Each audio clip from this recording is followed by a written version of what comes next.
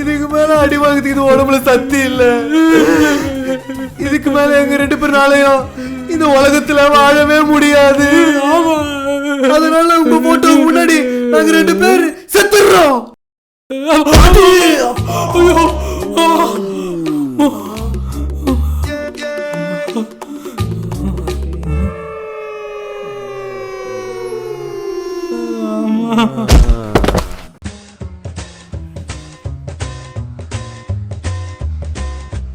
எங்க இந்த மகேஷ் பையில காணோம்?